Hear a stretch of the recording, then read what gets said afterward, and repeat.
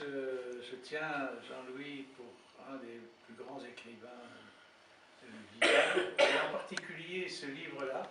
Il n'y a pas de livre aussi ambitieux que ça, il n'y a pas de livre qui brasse autant d'idées, mais aussi de lyrisme, de force, de dénonciation, de lucidité sur le monde dans lequel nous sommes. J'ai contribué un peu à ce que les textes de Jean-Louis ne demeurent pas lettre morte faute d'éditeur. Il y a toute une époque où j'étais très proche de Lucille Quint et où je l'encourageais très fort à éditer Jean-Louis. Et puis aussi, ce qui, moi, personnellement, me réjouit très fort, c'est que Jean-Louis est un véritable pilier de la revue Marginale que j'anime avec Jean Joniot et que j'ai reprise de Règle-Pars quand il a dû s'aborder la revue. Et dans Marginal, le travail de l'hyper est vraiment au cœur de la cible de la revue qui, comme vous savez, veut traiter littérairement des grandes questions d'aujourd'hui, principalement en fin de compte politique. Oui, on peut dire social, économique quelquefois, mais c'est quand même toujours à la politique que l'on revient, mais la politique perçue dans une perspective non seulement philosophique, mais parfois même métaphysique. C'est ce qui manque horriblement aujourd'hui d'ailleurs. Hein. Si les choses se passent tellement mal, c'est qu'il y a très peu de gens qui voient ce que les anglo-saxons appellent the big image. Ils ne sont absolument pas capables d'élargir le champ de la problématique et de voir où sont les véritables tenants et aboutissants. Ou alors, s'ils les connaissent, on en parlera, ils les dissimulent tant que faire se peut. Mais ce qui se passe, c'est que toute une série de constats que Jean-Louis a formulés, eh bien, se vérifient de manière aveuglante au fil du temps. Et que c'est toujours un peu comme ça que ça se passe. Quand une œuvre est particulièrement éclairante, bon, il y a un moment où nécessairement elle cogne le réel, et à ce moment-là, bon, on se dit heureusement, c'est un peu tard peut-être, mais on avait vu arriver, comme on dit, on avait vu arriver. Et c'est pas seulement un regard sur le présent, c'est un regard sur le passé, c'est un regard sur la culture, c'est un regard sur la civilisation. Comme Pierre le rappelait tout à l'heure, tout ça est nourri de mythologie, tout ça est nourri de poésie antique. Les deux références principales d'Agiaco, c'est Homère et c'est Joyce, Joyce étant le relais entre Homère et Jean-Louis Lippert. C'est cette espèce d'immense travail, d'immense entreprise qu'il charrie. C'est pas du tout un écrivain qui se disperse, c'est le contraire. Chaque livre engendre un autre, les livres se constituent comme des constellations dans des ensembles très cohérents, mais Agiaco, évidemment, un aboutissement au moins provisoire. D'ailleurs, moi-même, je tourne autour de ce livre depuis qu'il existe, depuis 2 ans. Je vous avouerai que je ne l'ai pas encore lu entièrement, avec la même attention, page à page, et quand on croit l'avoir lu, eh bien, il faut déjà recommencer, parce qu'on ne sait plus ce qu'on a lu avant, etc. Il faut travailler ce livre. C'est un livre très travaillé, qui suppose, de la part du lecteur, un travail aussi. Mais un travail absolument passionnant, et en plus enrichissant. Enrichissant, parce que on en sait plus quand on en sort que quand on y est entré. Enfin, ça apporte une vision d'aujourd'hui ou de demain sur les temps que nous traversons. Et ça c'est très intéressant parce qu'on entre avec lui dans cette époque où nous vivons aujourd'hui, où nous ne pouvons plus nous contenter de ce que nous voyons. Nous sommes presque condamnés à la paranoïa. C'est-à-dire que tout ce qui nous est montré, tout ce que les médias nous rapportent, tout ce que les politiques nous racontent, par exemple, tout ça est à double fond, on le sait bien. Dans la démarche, je passe au contrôle, dans la démarche situationniste, il y a ce côté de la subversion, qui est une subversion active, si l'on veut, c'est-à-dire une forme de révolution, si on veut, mais qui est aussi une tactique de communication. Et une tactique de communication qui est perverse, parce qu'elle considère qu'on est des gogos. C'est-à-dire que, de toute façon, ce n'est pas la peine, il vaut mieux que nous ne sachions pas, il vaut mieux que nous ne comprenions pas, parce que d'autres manœuvres se passent sous les dehors de ce qui nous est effectivement montré. Et ici, la grande force de Jean-Louis, c'est depuis longtemps déjà, et pas seulement dans ce livre-ci, où par un tour de passe-passe stylistique, il clarifie un peu le propos, il a toujours montré que le monde actuel était forcément, s'est mis à ressembler, ça ne veut rien dire du tout d'ailleurs, il ne s'est pas mis à ressembler au situationnisme.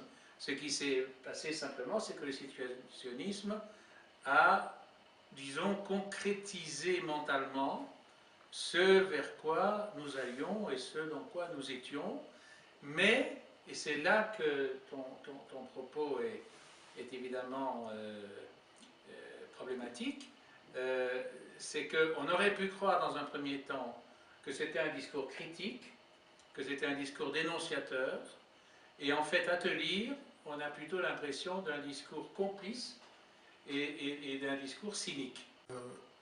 Tout ce que vous pourrez entendre émane de quelqu'un qui ne peut pas envisager l'acte d'écriture autrement que comme une démarche, comme un acte absolu, et qui a comme finalité une élucidation du monde. C'est-à-dire au risque d'être plus contemporain de ceux qui ont précédé, et aussi de ceux qui suivront, que de ses propres contemporains. Et ceci, je tiens à le dire, prend une acuité toute particulière à une époque dans laquelle nous sommes, qui est totalement dominée par l'idéologie de l'immédiateté et du présent perpétuel. D'où forcément un hiatus absolu entre ce que peut essayer de produire quelqu'un qui s'engage dans la démarche dont je viens de parler et son époque. Et c'est d'ailleurs, il faut s'y attendre, enfin, c'est une confirmation de la démarche. C'est-à-dire qu'il ne peut, sauf miracle, le miracle en l'occurrence c'est Jacques Decker, mais sauf miracle, quelqu'un qui aujourd'hui envisagerait l'écriture comme je viens de le faire, ne pourrait pratiquement,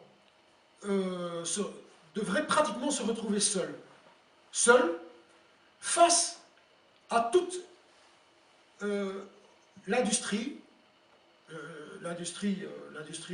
des choses imprimées, l'industrie du livre, dont, à la limite, on pourrait même éventuellement dire qu'elle est aujourd'hui, donc cette industrie du livre qui, selon moi, obéit aujourd'hui massivement à la logique des magazines, dont on pourrait dire que cette industrie est organisée contre l'hypothèse du surgissement, par exemple, d'une Divine Comédie, ou d'une Iliade ou d'une Odyssée, ou du Don Quichotte, ou même aujourd'hui d'un Ulysse de Joyce. Donc il y a... Et donc, ce dont je suis en train de parler implique la recherche, et éventuellement une recherche qui aboutit, donc qui aboutit à la rencontre, d'une dimension inhabituelle, une dimension qu'on ne rencontre pas dans la vie courante, mais une dimension où l'espace et le temps sont différents, et où de fait, par exemple, Homère est vivant. Il est là, il nous parle, et normalement, moi j'ai l'impression que tous ceux qui ont écrit dans le passé des choses importantes, en fait, eux-mêmes ont écrit sous l'impulsion de messages qu'ils ont eux-mêmes reçus c'est très certain, par exemple, chez Homère, enfin bon, qu'ils ont eux-mêmes. Et donc, il y a, dans une autre dimension, il existe donc, finalement, l'enjeu, finalement, c'est de prouver qu'il existe une dimension spécifique à l'humanité. Et donc, nous entrons alors devant pratiquement la nécessité de définir une anthropologie. Pratiquement, on en arrive à l'obligation de dire c'est quoi l'être humain. Alors, je m'en suis avisé moi-même, au fond, assez récemment, du fait que le Agiaco, et on va arriver à la question situationniste, qui est on peut considérer comme un addendum d'Agiaco. Au fond, Agiaco est un livre qui a une triple caractéristique. C'est une histoire qui est racontée, qui se situe entre la vie et la mort. C'est une histoire qui se situe entre le jour et la nuit, et c'est une histoire qui se situe entre le rêve et la réalité. Ça, c'est la triple caractéristique d'Agiaco. Or, je m'en suis avisé très récemment, pour essayer d'un petit peu aller vite, en faisant un petit raccourci, je dirais que l'Aède, s'il fallait, de façon abrupte, essayer de définir en quoi il se caractérise, qu'est-ce qu'il vient, qu'est-ce qu'il voudrait, qu'est-ce qu'il signifie, en résumé. Et donc, quelle est l'anthropologie qu'il propose singulièrement aujourd'hui? Quelle est donc l'anthropologie qu'il propose? Eh bien voilà. Et donc, qui recoupe la triple caractéristique de ce livre, Laëde nous dit que selon lui, l'être humain se définit comme, au moment du passage entre l'état de nature et la culture, par la parole, il se définit comme l'être qui, à la fois, se souvient des morts et donc perpétue la mort dans la vie, et en même temps, d'une certaine façon, perpétue la vie dans la mort. Et j'aurais tendance à dire, ou plutôt, Laëde me suggère de penser que cet élément fondateur de l'être humain est aussi l'élément fondateur de toute éthique. L'éthique, si on envisage que la définition de l'être humain est de perpétuer dans la vie le mort et de faire en sorte que les morts, d'une certaine façon, continuent à vivre, nous avons, me semble-t-il, ça entraîne comme injonction qu'aucun être humain n'a le droit, par lui-même, de faire passer un autre être humain de vie à trépas.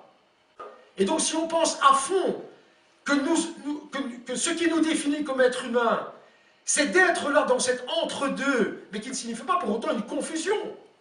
Si nous pensons à fond cet élément-là, mais le premier tabou de l'humanité, mais nous l'assumons, nous le réassumons, il ne s'agit pas d'obéir à des religions ou d'obéir, nous sommes obligés, nous fondons l'éthique.